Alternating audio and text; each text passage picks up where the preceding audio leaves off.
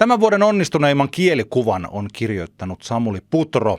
Tämä kielikuva on Viimeiseen kaukaloon kappaleessa, Viimeiseen kaukaloon kappaleen nimessä. Ja kun sanon onnistuneimman, niin nyt puhutaan populaarimusiikista. Muissa sanataiteen lajeissa, runoudessa tai muualla voi olla vieläkin onnistuneimpia.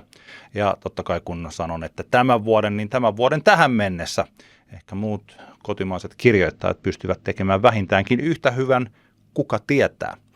Viimeiseen kaukaloon kappale kertoo kilpailusta, sukupolvien välisistä ketjuista ja sukupolvelta toiselle siirrettävistä asenteista ja myös tämän ketjun katkaisemisesta, voisi sanoa ehkä myrkyllisten traditioiden tunnistamisesta ja niiden lopettamisesta. Huikea biisi.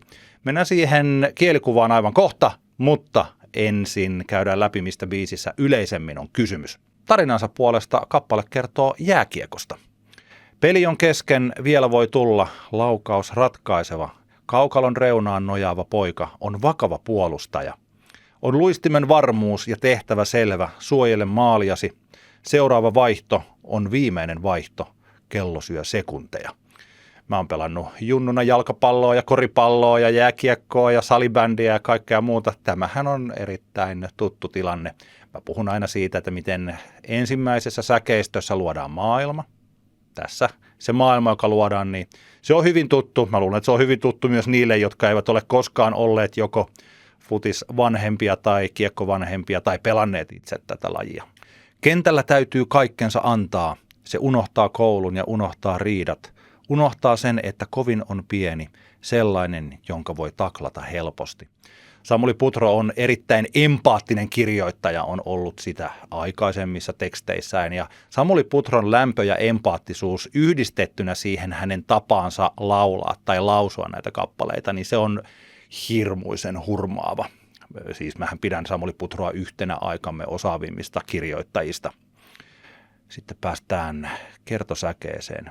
Nyt on pelin ratkaisuhetket, joka paikkaa särkee ja kivistää, mutta jää on liukkaampi nyt kuin se on ollut kertaakaan aiemmin. Tässä ensimmäinen metafora, tai en tiedä, onko tämä ensimmäinen, mutta tämä jää on liukkaampi kuin se on ollut kertaakaan aiemmin. Tänähän voi tulkita sillain, että jäällä liukastelee, mutta kaikki, jotka on kiekkoa pelannut, tietää, että jos jää on liukas, niin silloin pääsee luistelemaan nopeampaa. Ja tässä hahmo, kun häntä kannustetaan, hän on paineen alla, viimeinen vaihto, viimeiset sekunnit. Kyllä mä tulkitsen sen niin, että nyt tämä henkilö, joka siellä jäällä on, lapsi siis, hän pystyy nyt ylittämään itsensä. Sitten päästään kohti tätä erittäin onnistunutta kielikuvaa. Isä huutaa, kuulen sen äänen, vaikka isää vuosiin en nähnyt oo. Sekin polki henkensä eestä, kunnes löysi viimeiseen kaukaloon. Tämä on mun mielestä mieletön valaistumisen tunne, ainakin minkä mä koin silloin, kun mä kuulin tämän ensimmäistä kertaa tämän biisin. Tietysti mä tiesin sen Viimeiseen kaukaloon biisin nimen, sitten lähdetään laulamaan jääkiekosta, jota tietysti pelataan kaukalossa, ja äkkiä isä huutaa, mutta oikeasti isä huutaa vaan tämän lapsen mielessä. Isää ei ole nähty vuosiin ja isäkin polki henkensä eestä siinä oikeassa elämässä samalla tavalla kuin lapsi polkee kaukalossa, kunnes löysi viimeiseen kaukaloon. Samuli Putro rinnastaa jääkiekkokaukalon ruumisarkkuun. Käsittämättömän hienosti pistetty. Tämä Viimeiseen kaukaloon jääkiekkokenttä, jossa kilpaillaan, ehkä sitten se elämä, jossa kilpaillaan ja päädytään viimeiseen kaukaloon, eli ruumisarkkuun. Eli isä ei ole lähtenyt tai jättänyt perhettään välttämättä ainoastaan, vaan isä on kuollut ja kilpailun jälkeen hän on päätynyt ruumisarkkuun. Havahdun muistoista, pihalla seison, käteni multaiset on. Sisälle katson näin, kuinka poikani ihmettelee. Peliä ruudulta sankarit luistelee, vaikkei ne jaksaiskaan. Katselen poikaa hellyyden puuska, se näkee vain kiekon, ei mua. Niin, tässä ovat vuodet vierineet ja pojasta on tullut isä ja hän näkee itsensä pojassaan, joka katsoo televisiosta jääkiekkoa. Kentällä täytyy kaikkensa antaa, se unohtaa koulun ja matikan läksyt, unohtaa sen, että kovin on pieni, sellainen, jonka voi rikkoa helposti. Sitten mennään taas kertosäkeeseen ja C-osassa tulee katarsiksen tunne, kun kertoja päättää jotain erittäin merkittävää.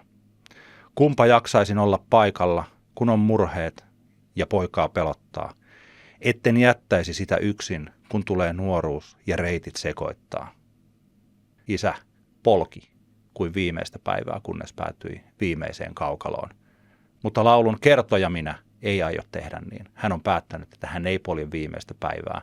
Hänen lapsensa ei joudu siihen tilanteeseen, että joutuu taistelemaan isän muistoa vastaan kentällä tai kaukalossa. Tarinan minä kertoja on päättänyt, että traditio päättyy häneen. Lapsi ei joudu kuuntelemaan täällä pään sisällä isän huutoa silloin, kun isä ei ole paikalla. Ja joudut tietyllä tavalla pelaamaan isälleen, jota ei enää ole edes olemassa, vaan hän aikoo tarjota paljon turvallisemman tilan toimia tälle omalle lapselleen.